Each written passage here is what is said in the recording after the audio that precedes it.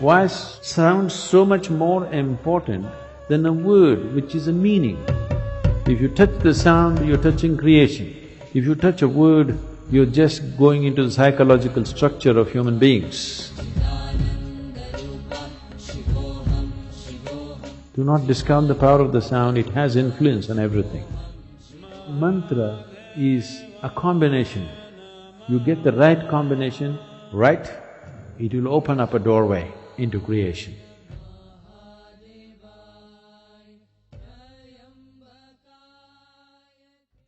Yes. Is it okay to chant mantras without knowing the meaning? Mantras have no meaning. See, there are two dimensions to a mantra. Mantras are not supposed to have any meanings in the tradition. There are different types of mantras. Unfortunately, the mantras which are normally known, they have given them meanings so that people can involve. Because there are lots of idiotic people who cannot involve with anything that's meaningless. That is why they miss the sunrise, the sunset, the moon, the full moon, everything they miss because it's meaningless. What is the meaning of a full moon? There is no meaning, only if you're in love it means a lot. Otherwise, what is it? Nothing. It's not meaningful means, it is not useful. So, all the idiots on the planet will do only meaningful things.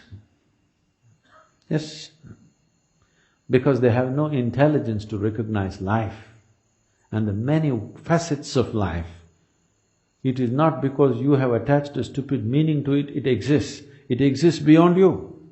It existed before you, it will exist beyond you.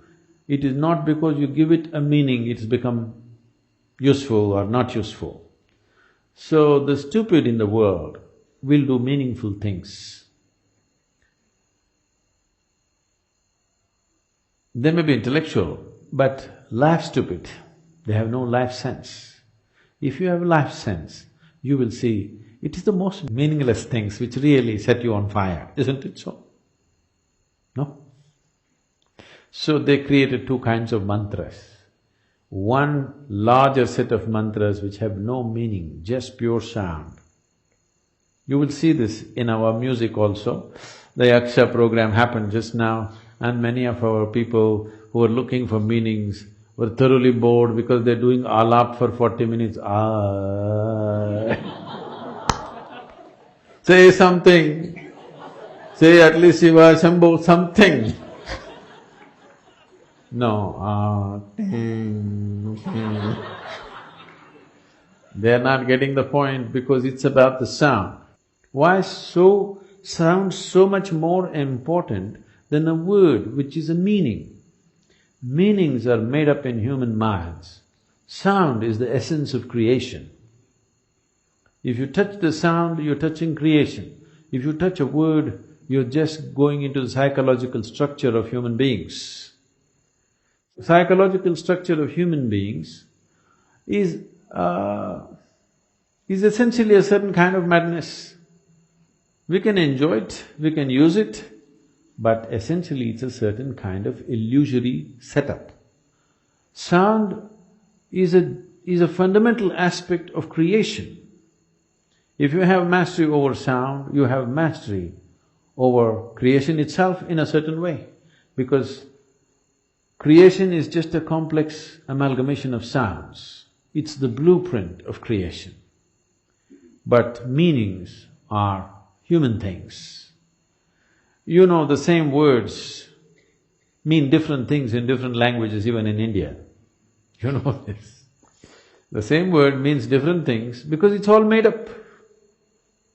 The sound is not made up. Sound is part of the creation. Sound is part of the existence. Sound is part of making the creation happen. Right now, the whole creation is reverberating in a certain way. You cannot hear it, it doesn't matter. But the words and meanings are a human making. It is meaningful only as a conspiracy. When I say a conspiracy, do you hear what the cricket is saying? What is he saying? You don't know, but they're talking. They're also like you. Some of them are just making sound, just doing all up. Just sound, simply enjoying the sound. Enjoying the creation in one sense means enjoying the sound of it. If you don't have a keenness to listen, if you don't have a keenness to pay attention, you cannot enjoy any aspect of creation, actually. You will only enjoy psychological patterns in your head. So this is the reason why most human beings want to speak, most of the time they want to be talking. Not because they have something to say, because they have to find meaning. Simply, either silence or sound, both are too overwhelming. That is why when we say spiritual process, first thing is silence. If you are psychologically very stable, you may say, okay, 30 days silence, 60 days silence. If you're psychologically fragile, we'll say, okay, 3 days. 3 days also people go crazy, we'll say, okay, half a day silence, up to noon silence, after that you blabber. They usually make it up afternoon. Those of you who talk a lot, you know, meaning is meaningless. You can simply talk. A whole lot of people are experts, they can simply speak without any meaning. They have understood the importance of sound. They can go on talking without making any meaning. Now, if you were a bird, we would pardon you. If you were this one, we would be okay. Or if you're a musician, you would be okay to make meaningless sounds. If you're speaking, you're expected to make some meaning. So mantra is not to be spoken, it is to be chanted. Chanting means chant is of the sound, not of the meaning. Meaning is of speech, meaning is of the word, written word and spoken word. Meaning does not belong to a chant. A chant is simply a sound, a reverberation. So if you do not know the meaning, it's the best way to chant, if you ask me. Simply, absolutely involved with the sound and saying it. But first of all, what you are uttering, is it a mantra or is it a bhajan or is it a sankirtan? You must look at it. If it's a mantra means a pure sound. It need not have any meanings. You can give it whatever meaning you want to start with, because without meaning you cannot be involved. But once you know how to be involved, you should not give it any meaning. Om Namah Shivaya does not mean you go on imagining one man sitting there on top of a mountain with something happening around him. No. Initially, if that's the only way you can be involved, you can look at the Shivakasi picture. Okay? Once you know how to be involved with the sound, you get rid of the man. He's not needed, he's a disturbance. I'm telling people in Sanyama, they're chanting. Their question is, if Shiva comes, I'm calling so many times, if he comes, just ignore him.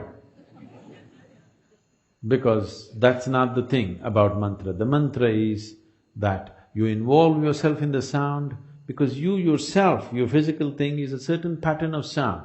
Right now you're trying to make yourself into a different pattern of sound, so that this sound becomes an access point to the larger sound which you call as the cosmos. A larger arrangement of sounds is cosmic in nature. Now, you use a certain key sounds in a particular arrangement, you know. In the safes, the locks are called a combination lock. So you have to just get it right for it to open. So mantra is a combination. You get the right combination right, it will open up a doorway into creation. It is not the meaning. Whatever meaning you give it, however high or low you think the meaning is a made-up thing. It's a psychological process. It has no existential meaning. No word has any existential meaning. Right now, whatever English words we're uttering doesn't mean anything to the trees.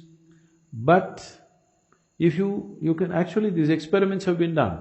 If you sit here and sing beautifully, I cannot do that, but if you sit here and sing really properly, the tree is full of flower. It could be because of yaksha. Okay, the rains have aided it, but do not discount the power of the sound.